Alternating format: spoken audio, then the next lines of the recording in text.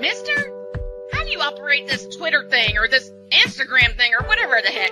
You're supposed to know all this stuff. Anyway, welcome back to the show.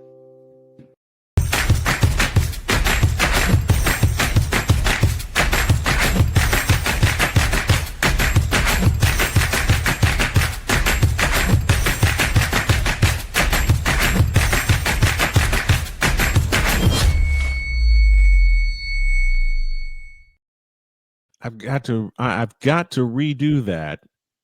I've got to redo that because now the Superdome is not the target. Levi's Stadium is. I'll tell you about that all throughout the course of the season. Well, the Fever is starting to catch fire. The Sky defeated Minnesota, and they got to see him again in Chicago. And there's a wild card team no one is talking about. Except we'll us. talk about them here. And we're going to do it right now.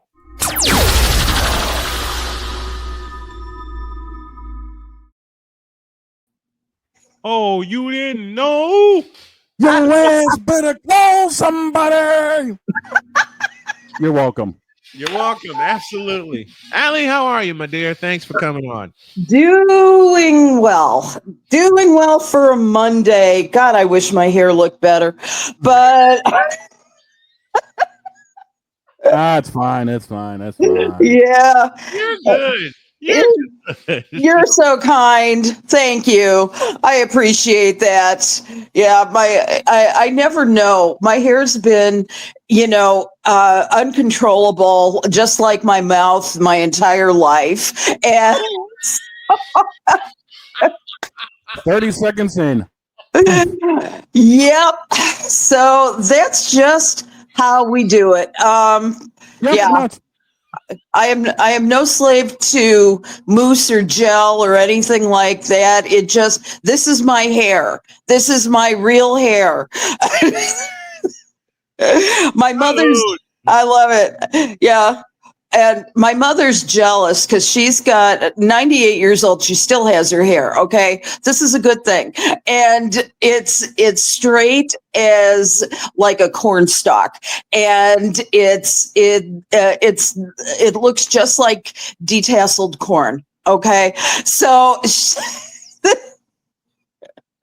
got no idea where the red came from, got no idea where anything else came from. But my dad did have a wonderful, wavy, thick black hair when he was alive. So, and it was salt and pepper when he died at 91. So it was. Hey, my dad's was salt and pepper too. Okay. All right. All right.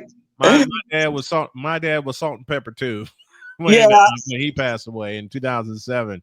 And there is a wild card team in the W that no one except us will talk about, and that wild card team is the Washington Mystics. Yes, yes, the Mystics. How? Why? Matter of fact, two wild card teams. One of them we made note of at the top of the season, which of course is Golden State. Yes. One coming on lately, the Washington Mystics. Here's what they had to redo their entire roster. Okay, that's part of the issue with the Washington Mystics.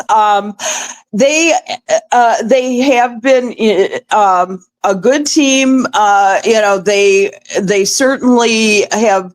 They fell on hard times, but I think it's just been the mix of the coaching and the personnel that is finally clicking together. Not unlike the Sky. Mm-hmm. Which had my jaw dropping on Saturday. Yep. They beat the league-leading Minnesota Lynx. Yes. 48 hours ago in Chicago. Yep. I was stunned. Mm-hmm. I was going, why? How? What happened? They're mounting an aggressive defense. What happened? Where in the hell did this come from? Someone got in your head. Someone absolutely got in their head and told them you got to be aggressive when you play Minnesota. You know what team I found that out? Indiana. When they walked into Minnesota and beginning at the 7:54 mark of the second quarter, absolutely blitzed them. Yes, it was unbelievable. I was looking at it like I was looking at a new team.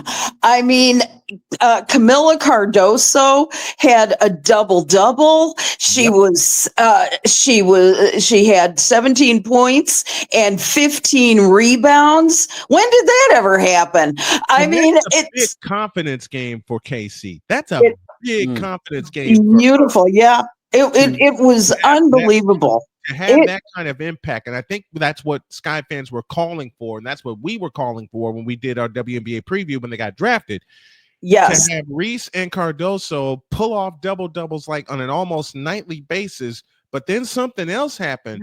They ignited the fast break and blitzed Minnesota on the fast break. That's absolutely right. And, you know, that's the thing. Now, Tyler Marsh did mention one thing, though, that he would really like them to work on for the next game. And that was the 19 turnovers for the Sky. Mm-hmm. I mean, wasn't as bad as the 40 that they notched earlier this year. This is true. But it's so true. Yeah, but the thing is that they still got the Lynx got 16 points off of the 19 Chicago turnovers. So, so this is still an unacceptable statistic. Right. And the thing is, here's the person who really surprised me the most. I'll give him two. Ariel Atkins led Chicago with scoring 27 points, 3 rebounds, 2 steals. Angel had 11 of 19 points in the first quarter. And finished the game with 11 rebounds, ending the day her 14th double-double of the season and the 8th in a row. And the thing is that you have to hope and pray that this is going to continue for the Sky.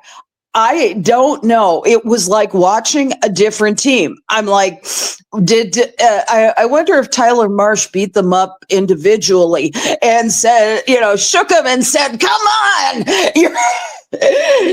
I didn't see any emotion with Tyler Marsh. No. When they got it going. Well, they got a challenge and a half because they have to see Minnesota again tonight in the same place. Exactly.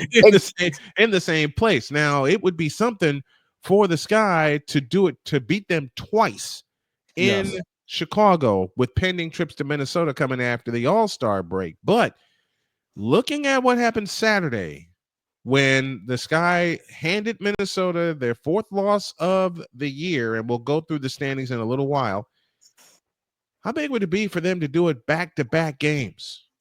I would love that, and that would be their 3rd win in a row. I don't think they've had a 3-game winning streak in this entire season, if I'm not mistaken. And you know what? I'm going to call it the Allie Quigley effect.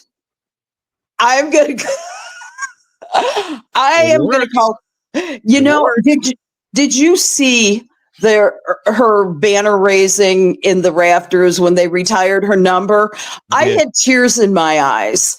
The thing is, Allie Quigley has done so much for Chicago basketball from the time she was in high school. At Joliet Catholic, as well as when she was at DePaul, and where I first had the opportunity to cover her. And the thing is that between her and Courtney Vandersloot, her wife, they have made Chicago basketball what it is today. They have. There is something in the air when those two are in the room, and I can't say what it is, but they're rising tides that lift all boats. They have a need to be that. They have a need to lift everybody around them. I can't wait to see what their baby daughter does in future years. I can't wait to see it either. Little Jana, I can't wait to see what happens with her. Wouldn't it be funny if she turned out like my kid and just hated sports? Because that's what happened. We don't know if that's going to around those two. I don't expect that to be true. I agree.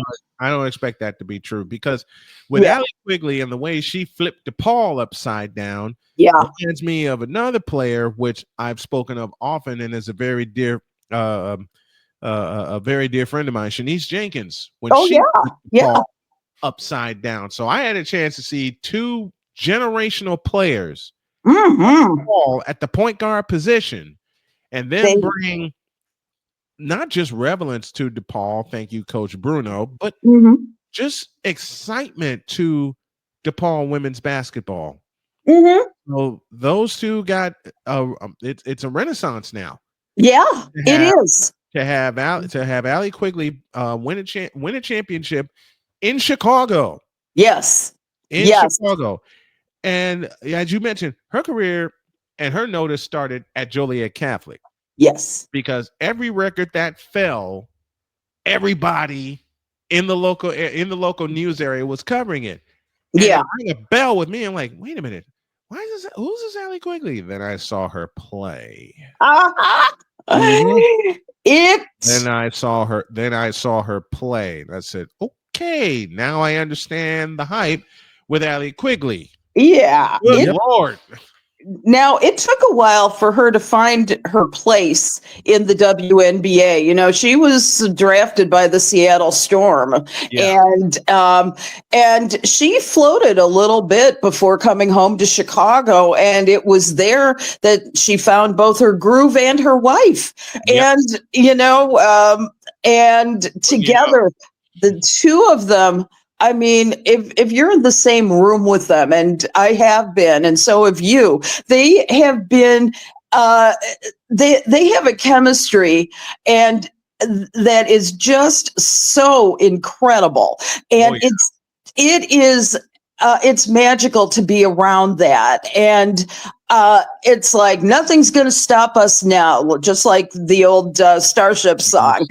And I had the pleasure of interviewing them during my coverage of the Chicago Sky, and let me tell you something, those two just light up a room. They do. Okay, they do. They simply light up a room. They know their basketball. Okay, let's just get that out of the way. They know their basketball. They were teammates everyone knows for a long time. But as you said, Allie, it's just something when those two are together, them knowing each other the way that they do and knowing their play the way that they do. And then the first year Chicago got to the WNBA finals when those two figured it out. Yeah. And we've seen those two play together, and we've seen those two take on one of the best teams in the league in Phoenix in the game that you and I covered. Phoenix was running folks, let me tell you, Phoenix was running away with the game. Yep. Yes. The Rosemont Horizon was dead.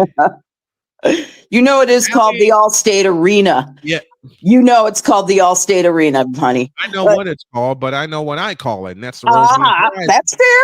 That's fair. I saw Tina Turner there at that time.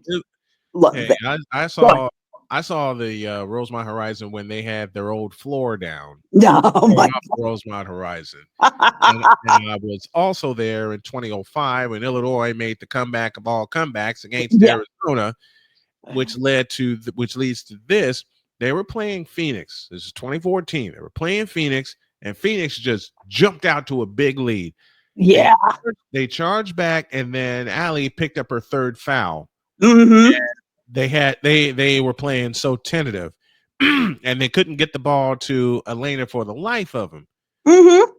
But then with 8 minutes left in the fourth quarter, something clicked, and they raced all the way back from a deficit and won it with a half minute remaining. I look at Allie and she looks at me. Our mouths are agape on the floor. I'm already out of voice. Oh, yeah. The question of all questions. You want to talk about a mic drop moment? Here it is. Allie looked at me and asked the question of all questions. How the hell did this happen? I leaned back in my chair and was cracking up laughing. Oh, before they opened the locker room and we could get our interviews and whatever. Boy, but it's just this right here. Yeah. There you go. Yep. Yes. Yes. Right. But the pair of teammates that Chicago has now, Angel Reese and Camila Cardoso, boy, they could do so much damage if they made one key move. Put Haley Van Lith in the starting lineup, will you please? Yes. Maybe.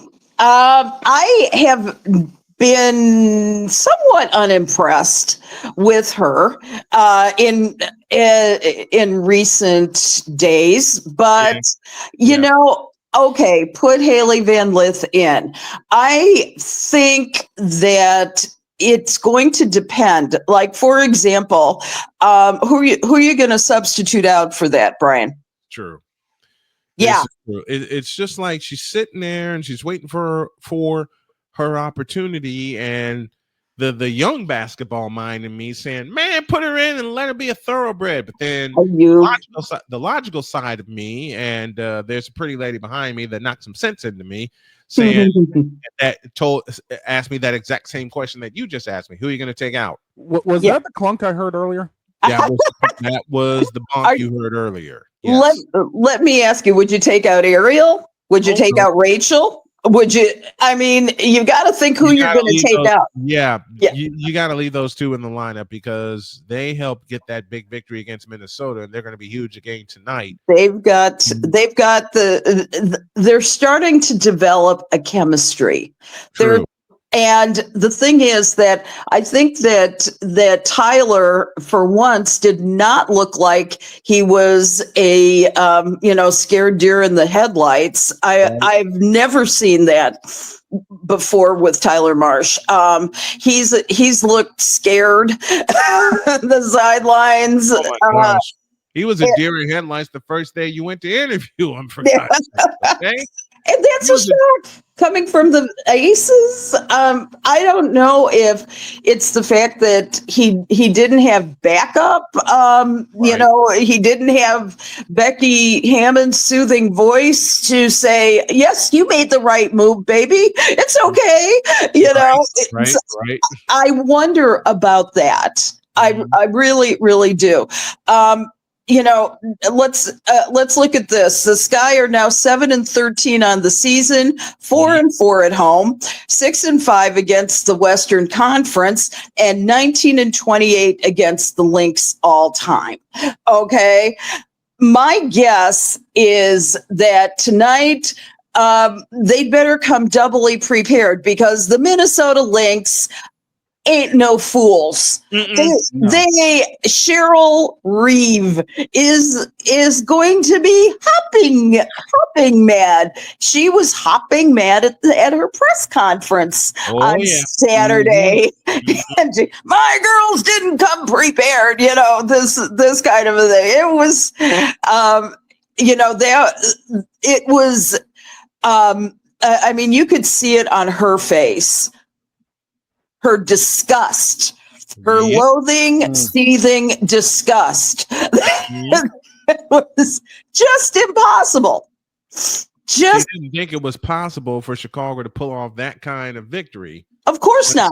On Saturday, and boy, she let it loose in the post-game press conference. Yeah, I caught a piece of that, and I went. Yeah. And it'll burn your fingers. And doubly bad for because just earlier, not that long before Saturday's game, you know that she was jilted. Cheryl Reeve was jilted as the coach of Team Clark, and for the All-Star game this week. And you gotta think, they have never had a coach's trade in. But you gotta wonder about this. You've got Team Clark, Caitlin Clark, of course, versus Team Nafisa Collier, Team Collier, and you gotta wonder if there was a little mean pleasure in Caitlin Clark saying, I don't know if this is in the rules, but is it possible to trade coaches? Remember that back in 2024, Cheryl Reeve did not pick Caitlin Clark for the Olympic Games. Right. And you got to wonder if there's a little twisty knife there that's now in Cheryl Reeve's back because of that. A knife the size of a katana. Yeah, the knife, fair. The knife the size of the knife they cut pizzas with down at Giordano's. Yeah, that kind of. That's absolutely You've seen them. When they bring the big old pizza out, and you're wondering how are they going to cut it, and then they come with this knife that's about 3.5 feet long. Yeah, I was about to say. Away from me. I was about to say pettiness in sports. You don't say that's a real thing. No possibility. No, especially not for somebody like Caitlin. But no pettiness in sports, huh? Just ask Isaiah Thomas. Yeah, let's talk about that. A little on the nose there, too. Oh yeah. Just ask Isaiah Thomas. Our standings look like this. Exactly. Your standings look like this. The top 8 from 8-1, as 8 is Golden State at 10-10. 7 is at Washington, 11-10. Indiana holding steady at 6. They're 11-10, and they're a lot better this year than last year, though the inconsistency is starting to improve. We'll talk about that. In the 5th spot is Atlanta, in which Indiana smoked on Friday by 17, 99-82. At 4 is Seattle. 3 is the defending champion New York Liberty. Phoenix is at 2, and at number 1, you know who it is. It's the Minnesota Lynx at now 18-4. And yet they were defeated by the Sky. They were. That was their 4th loss of the year. Yeah. Next. When the standings come out again, or when the power rankings come out, this is going to affect the Lynx. Yep, yes, it is. Big time. It is. Now we might find the Phoenix Mercury at number 1. Apologies for the interruption. You just might find Phoenix in the top spot. Yeah. Now about the Indiana Fever. Yeah. The last 2 games, something has clicked because Caitlin's shot was not falling, so she worked on her playmaking abilities to the point where she flirted with a double-double on Friday in their destruction of Atlanta. And then on Sunday, she actually got the double-double with 14 points and 13 assists. Right. So that little switch by Caitlin Clark with her shot not falling, she worked on her playmaking, and the key, she also worked on driving to the basket. Yes. Here's what I think is happening with Caitlin right now. I think that groin injury is still affecting her. Yes. I think she's got, and so she's coming up with creative ways, even though that she's probably really hurting still, because groin injuries take about 6 weeks to really heal. 6 weeks to 3 months minimum. Yeah.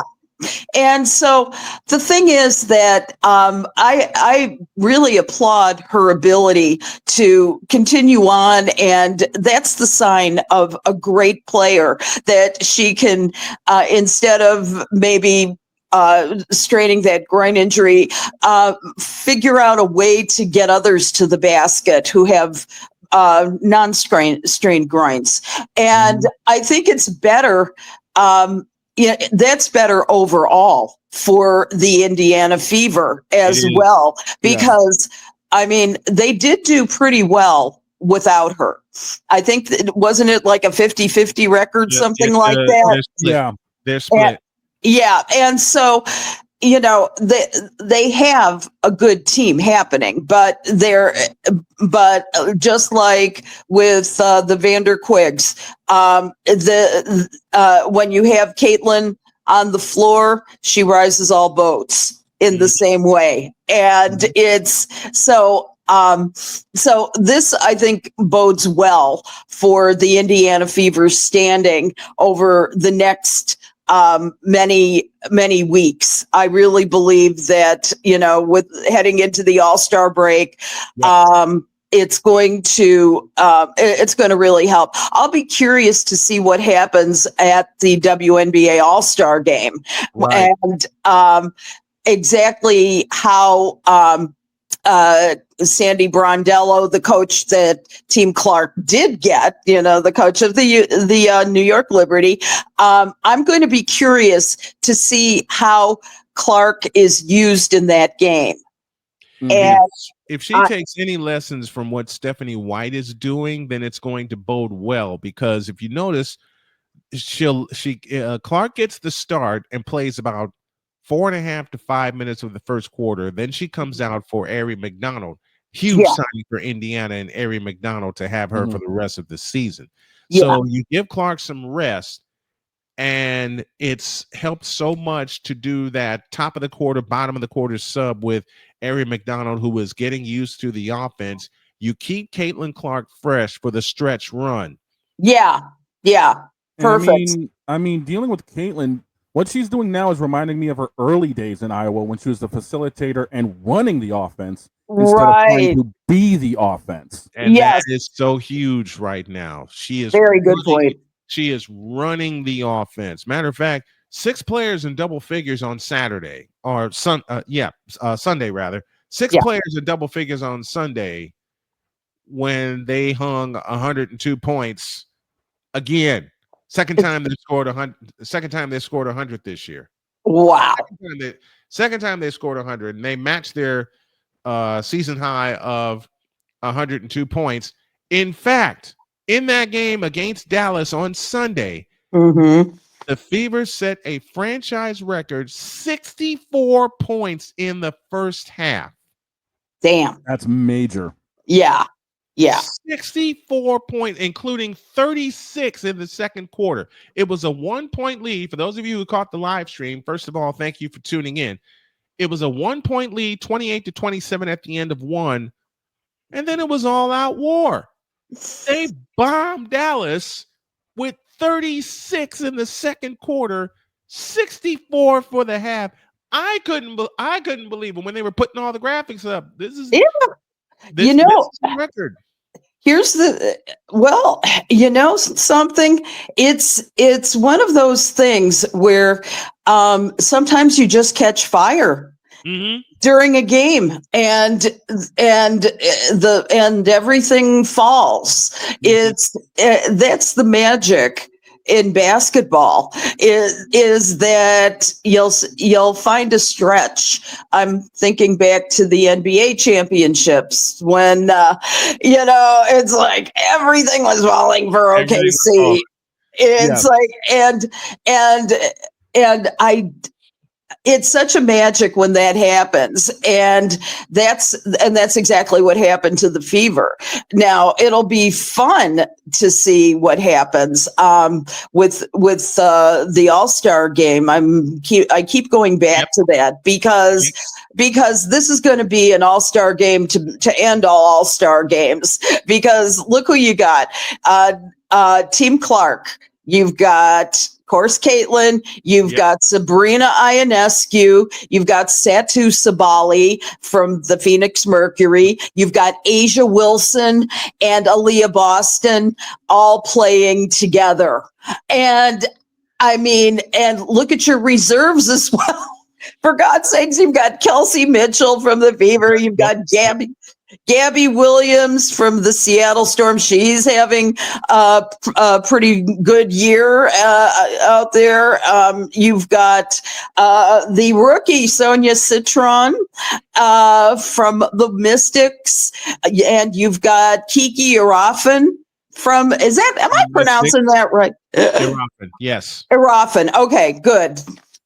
Kudos to me. I've seen Kiki play at USC. Yeah. And I knew she'd be dynamite. Now she's paired with Sonia Citron in Washington, which is why those two are sitting right where they are, climbing up the ladder in the playoff standings.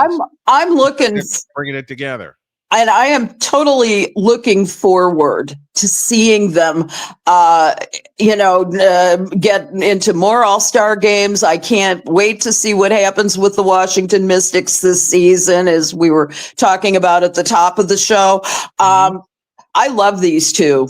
I love Sonia Citron, and I love Kiki, and I think they're going to be a dynamite combination. And let's see. Also, Kayla Thornton and Jackie Young. They ain't so bad themselves. I worry. I worry a little bit about Jackie Young, because she's on an Aces team that just doesn't have a rhythm this year. They're not playing for mission or purpose. And those are the two essentials that you have to have in order to have a team. First of all, y'all got to have each other's backs. Everybody knows this, and they're not. They're not yet. And they are so disconnected. Yeah. And they're 2 years removed from winning a title, and they're so disconnected. You can see it in their play. You can see it in how they're approached by Becky Hammond, and you can also see it in their culture. They are not together at all, and that's a frightening thing for Las Vegas. It is, and for for somebody like Asia Wilson, who is the number one player, as far as I'm concerned, in the WNBA, she can't carry it alone. No. I mean, what do you have to do? Take them out to the woodshed and say, look at guys, we are top level talent here. We have a future Hall of Famer coach in Becky Hammond. What is going on? What's going on? Yep. Yeah. And I can't put my finger on it yet. Have you? I can't.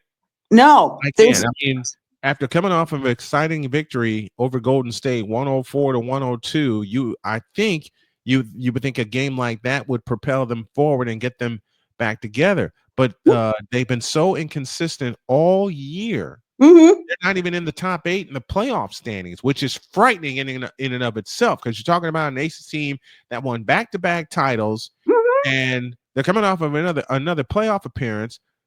They're not playing the same way that they did a couple of years ago. They're I'll use the word again. It's a disconnect that's going on in Las Vegas. And that's frightening, because if they continue to play this way and they don't make the playoffs, that team could implode and the culture could explode. You're absolutely right. And what happens to Becky then? It's going to be hard, but maybe after the All-Star break they'll be able to put some purpose back into their game and find their rhythm and their mission, and then they can move forward. I'm the eternal optimist. I think anything can be turned around, and that is my misfortune. But hey, mine too. Okay. Learned it from Pops. All right. Yep. Same. Learned it from Pops. Folks, do me a favor. If you like what you see and what you hear, I'm in the midst of an emergency here in the household, and we need some help. So if you can make a donation via Cash App, $Tallman Dr. Cat 50, that would be totally appreciated. And bonus announcement, I'm going to do that Minnesota Sky game tonight. All right. I am just going to put my head to the grind and do both of them. There's a doubleheader scheduled tonight. I will have them both here on the channel. More on that before we close up shop today. Absolutely. But we're talking about Las Vegas. As Las Vegas's culture is imploding, the Indiana Fever culture is coming together slowly, and that should frighten everybody that has talked mess against Indiana throughout the course of the season. The one term I've used has been inconsistency. Look at the last two games and how they have played. The biggest thing that they have done is they have kept their turnovers down. Only 9 turnovers the last 2 games. You limit the turnovers, you got the game. It's and those are two things that the two things that are the most important in controlling the game. Yep. If you limit the turnovers, you have a better chance. Also, your defense had better be on point as well. And knowing Stephanie White, knowing how she emphasizes the complete game, it's going to be very important for them to listen to her. She has a temper. She has a. Oh, I've seen her temper. I've seen her temper. I mean, you don't challenge her to challenge a replay. Oh boy. That is for sure. We should talk also, though, in the meantime, about Team Collier and for the All-Star game. And we should talk again. Cheryl Reeve, which is just fine because Fee got her, and that's her home coach, and that's awesome. Okay, so you've got Alicia Gray from the Atlanta Dream at guard. There's another one. You've got Paige Beckers, Dallas Wings. Okay, I think she's coming. She's coming. She's not there. Beckers is just about at the cusp of the mount. She's just about there. A couple more good games, I think she'll be there. When she gets it all together, watch out for Dallas. Absolutely. Yeah. Absolutely. I'm thinking a couple days ago, I said, I was looking at some of the chat boards, and they were all saying, Beckers needs a better coach.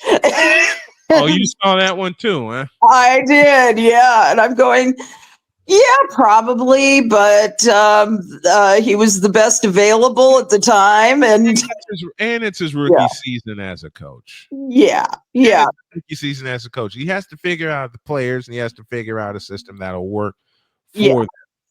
Yeah, and so it's like you said, it's coming. Of course, you've got Fee, you've got Nneka Ogwumike. Yep. Yeah. Ogwumike. Nneka Ogwumike. Ogwumike. Okay. Sorry about that. I've been trying to pronounce that name for 7 years, and I still can't do it. Look, it took me 7 years to figure it out too. Especially when I started calling games and having to pronounce a name for 40 minutes. And I haven't called the game yet, so I need to. And with you. And I want to do that at some point soon. And because I think that we would be dynamite doing that. Oh, I know we will. Yes. Matter of fact, if all clears tonight, we'll make it happen. Yes. So in the sky, we'll make it happen tonight. Sounds good. I love it. Let's not forget the at forward from the New York Liberty, Breanna Stewart. Version of Ray Clay. Okay. There's only one Ray Clay, baby. He is the best. 3 of my favorite PA announcers, and I've had a chance to meet them all. Tommy Edwards, yes, Ray Clay, and of course the king of the thing, Gene Honda. Oh my God, yes. Love them all. Met them all. They were fabulous. And I wondered at their voices after just the introductions at the United Center. I mean, there was almost nothing left, I think, after those, but they kept going nonetheless. My friend Cole described it best, especially with Ray Clay. When he announced Michael Jordan, all you had to hear was "From North," and then the loud got louder. Mm-hmm. Yep. The loud, you could barely hear the Carolina. in both places. From North. Places, all you had to hear is from North, and the whole place goes even crazier than when the moment they turn the house lights off to start the Bulls introductions, man. That's so crazy. Even thinking about that sends chills down my spine. I mean, my hair was literally standing on end, even the red stuff up here. It was that kind of feeling. I get the same feeling when Jim Cornelison does the national anthem. Yes. You know, either U.S. or Canada, I don't care. Mm-hmm. They're just one of a kind, and they create the best atmosphere ever for games. So I'm so happy about that. Hey, do you remember when I said that I can't see a place for DeWanna Bonner at the Phoenix Mercury? Well, do you who signed DeWanna Bonner? That would be the Phoenix Mercury. Reunited, and it feels so good. It was, yes. You called it. The moment Indiana released DeWanna Bonner, you called it and said, don't be surprised if Phoenix makes a phone call and signs Bonner. Well, they got her. You're so sweet. Alyssa Thomas and DeWanna Bonner are a couple, and I can only think that having the love of her life on the team will make that a better situation. I'm always better with my family surrounding me, so I can only imagine what it will be to have them on the team. Gosh, I've got another great name here. In a corresponding roster move, Mercury forward Murjanatu Musa was waived to make room for her, because I couldn't figure out who they were going to get rid of to make room for DeWanna, but DeWanna certainly is a player of great note. I mean, she holds the Suns franchise records for the most points in a game. That's Connecticut's Sun when she was there. Most points in a game at 41, and most points in a season. Get this, 697 in 2023. My God. That's a lot. Also, that's massive. Yeah, it is. And the thing is that Bonner is very familiar to Phoenix. She spent the first 10 years of her career. Remember that she's been around for the last 15 years, 2009 to 2016, and then again 2018 and 19. And she helped bring two WNBA championships to the Valley in 2009 and 2014. And she's a 6-time WNBA All-Star. She's a 2-time All WNBA selection, 3-time Sixth Player of the Year. I mean, her credentials are burnished. Oh, yeah. Okay. And we'll see.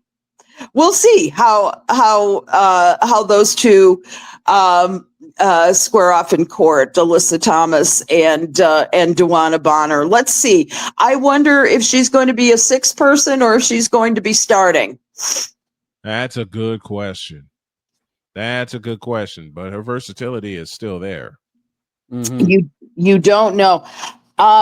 Interestingly enough, there's been some analysis as to why Angel Reese is doing better now.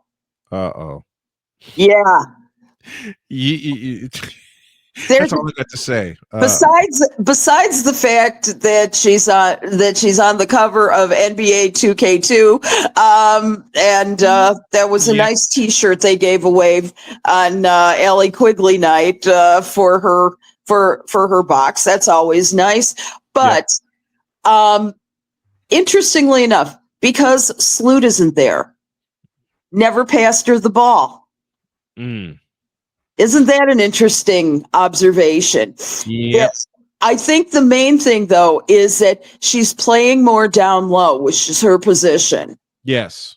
You know, and I think that that she can be a lot more aggressive at that, because that's her comfort zone. And I'm pretty sure that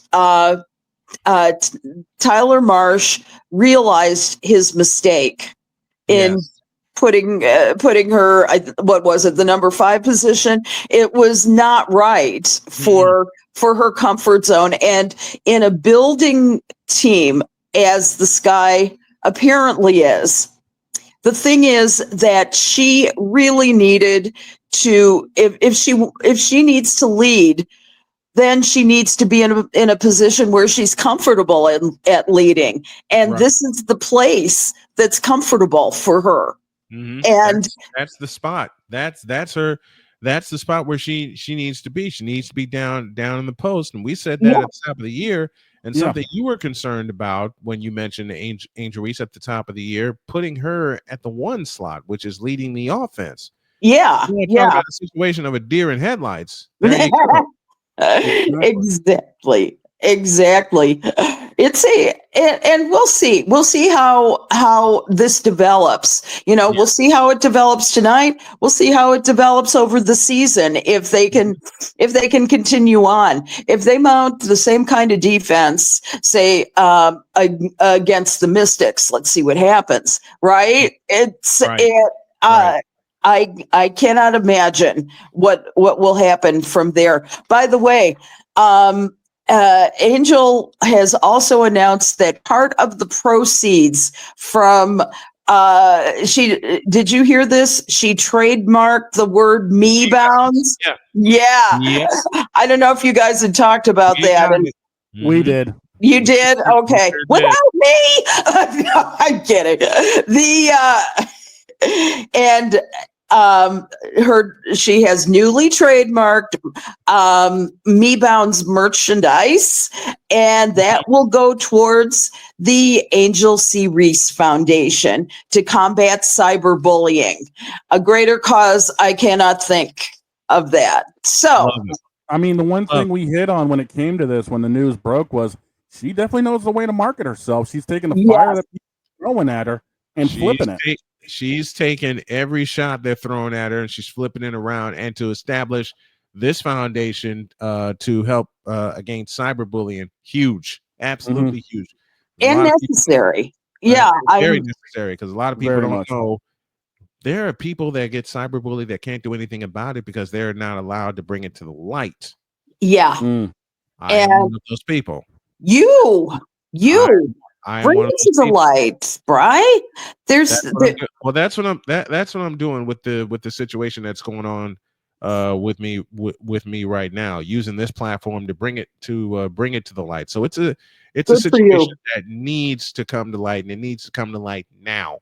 Yes. You ignore it anymore, and something fatal happens to someone who is being cyberbullied. You just sit and think of all the ways you could have prevented it, should have prevented it. Well, you can't go could, shoulda, coulda, woulda when you're dealing with cyberbullying, and that's that. Yeah, that's for sure.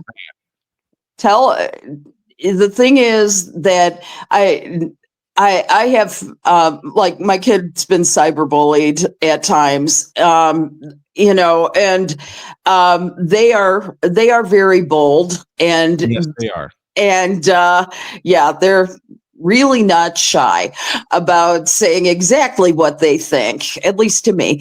But ain't that the truth? Same here. Yeah. And but the thing is that, I mean, I remember getting bullied in school, and that was bad enough.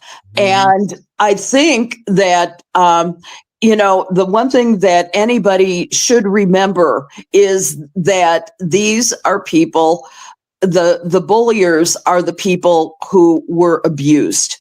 They were the people, they are lashing out for no good reason. And it's on them. It's not on us. Exactly. It's not on the bullied. It's on the bullier. We are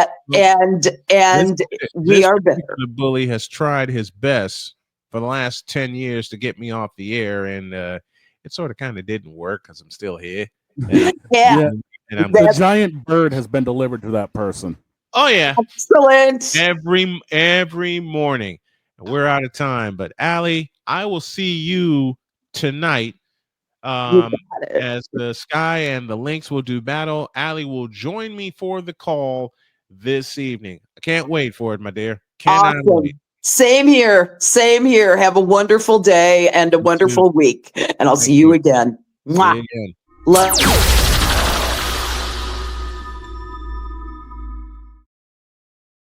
Here's a quick tale. The person who is in the process of cyberbullying me loves to make up different names.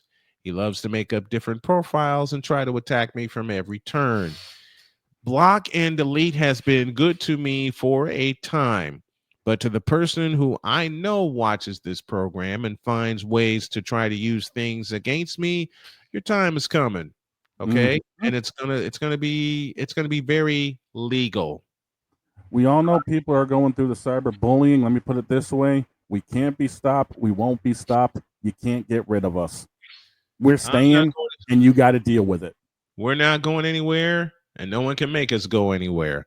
I mean, he was almost successful when I was living in LaPorte, Indiana, and everything closed in on me, especially at the tail end of the stuff that I was going through personally.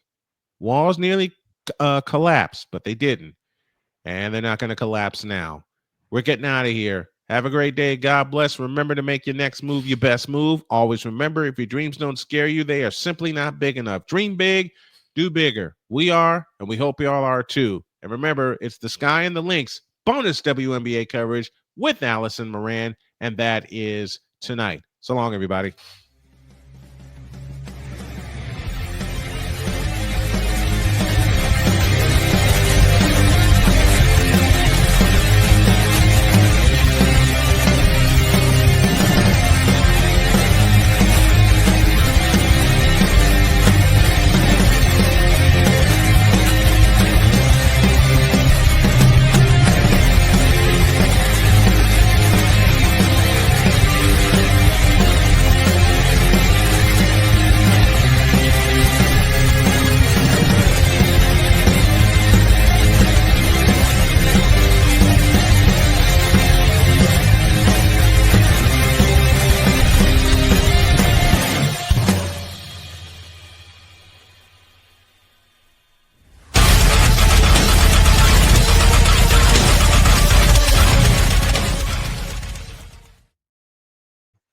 We ain't going nowhere, and you can't stop us.